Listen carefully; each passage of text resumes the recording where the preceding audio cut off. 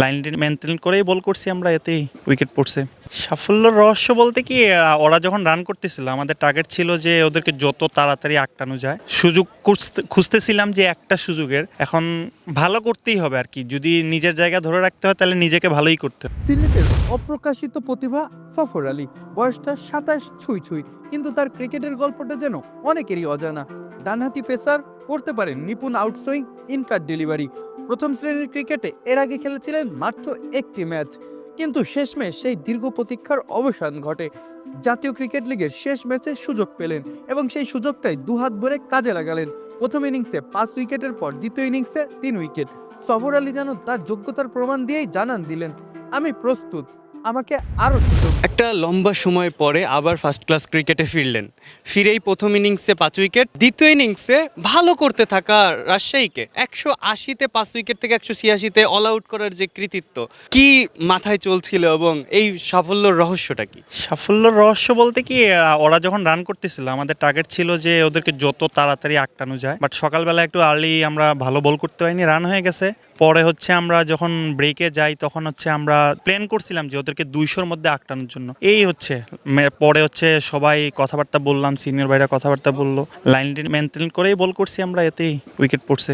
সিলেটের এই টিমটাতে হচ্ছে পেসারদের খনি বলা যায়। আবু জাহেদ রাহি, খালিদ আহমেদ, এবাদত হোসেন, তানজিন সাকিব চলে যাওয়ার আগে তিনি ছিলেন। সেই জায়গা থেকে পেসারদের ভিড়ে নার্ভাসনেস কাজ করেছে কিনা, কিংবা এসেই ভালো পারফর্ম করার ক্ষেত্রে কোন বিষয়টি অনুপ্রেরণা দিয়েছে? অনুপ্রেরণা বলতে আমাদের তো পেস বোলার অনেক বেশি, সবাই ন্যাশনাল অভিজ্ঞ পেস বোলার।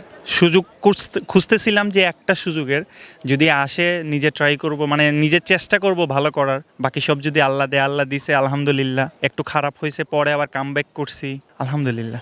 একটা মজার কোইন্সিডেন্স ঘটেছে।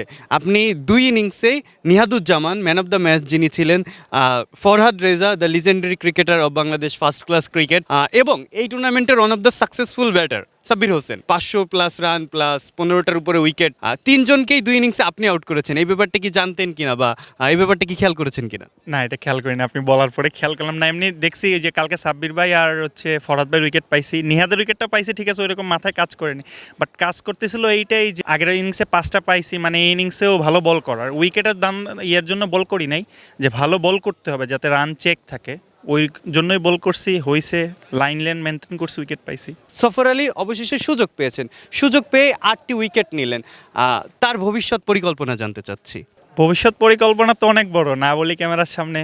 যদি চেষ্টা করতেছি, আল্লাহ যদি দেয় আলহামদুলিল্লাহ। আপাতত বলতে কি, উপর লেভেল তো খেলা সবারই ইচ্ছা থাকে, আমারও আছে। ভালো করছি, এখন সামনে দেখা যাক আল্লাহ কি করে। আপনি একটা লম্বা স্পেল অনুযায়ী বল করে যান, একজন পেস বোলার হিসাবে এটা কতটুকু কষ্টের? আপনার যে গতি এবং লাইন লেন্থের নির্ভুলতাই বলা যায়।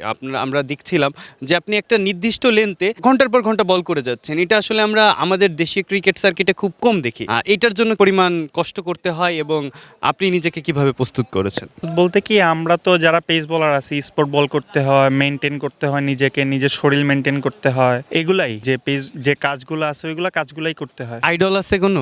মাশরাফি ভাই। প্রায় শেষের দিকে আমরা আরো একটা প্রশ্ন যদি করতে চাই, আপনার কি মনে হয় আপনার সব থেকে ধারালো অস্ত্র কোনটা, যেটা ব্যাটসম্যানকে একদম ছিঁড়ে ফুঁড়ে খেয়ে দিতে পারে বা প্রতিপক্ষকে একদম ধসিয়ে দিতে পারে? আমি হচ্ছে মেনলি আউটসুইং বল হয় আমার হচ্ছে একটা ইনকাট হয়, ওইটা আমার সেম ডেলিভারি থেকে বলটা ইনকাট হয়। ওটাই হচ্ছে, মানে আমি ফরহাদ ভাইকে দেখেন সাব্বির ভাইয়ের 2 ইনিংসে কিন্তু সেম বলেই আউট করছি, দুই ভাইকেই, যে সাব্বির ভাইও এলবি হয়েছে, ফরহাদ ভাইও এলবি হয়েছে। সর্বশেষ প্রশ্ন, একটা সময় ছিল আমাদের পেস সংকট ছিল, বাট এখন দেশে এত পরিমাণ পেসার, কম্পিটিশনটা কেমন অনুভব করেন, এবং সেই জায়গা থেকে নিজেকে লম্বা রেসের ঘোড়া হিসাবে তৈরি করতে এক্সট্রা কিছু করছেন কিনা? এক্সট্রা তো করা দরকারই, কারণ আমাদের দেখেন ন্যাশনাল টিমের অনেক পেস বোলার আছে, 5-6 জন। তার মধ্যে এবার তুফাইলের ডেবু হয়েছে, তুফাইল এক্সট্রা অর্ডিনারি বোলিং করছে এবার। তারপরে আমাদের 19-এ পেস বোলাররা আছে। এখন ভালো করতেই হবে আর কি, যদি নিজের জায়গা ধরে রাখতে হয় তাহলে নিজেকে ভালোই করতে হবে। ধন্যবাদ, থ্যাংক ইউ, ভালো থাকবেন। একটা সুযোগ সফর আলীর প্রয়োজন ছিল। দীর্ঘ অপেক্ষার পর জাতীয় ক্রিকেট লিগে নিজের দক্ষতার ঝলক দিয়েছেন তিনি। সতীর্থদের কাছ থেকে প্রশংসাও পেয়েছেন, কিন্তু তার চোখে বড় মঞ্চে খেলার স্বপ্ন। সফর আলীর সফর বোধহয় এখন থেকে নতুন করেই শুরু হলো। মাহফুজ আহমেদ, খেলা ৭১।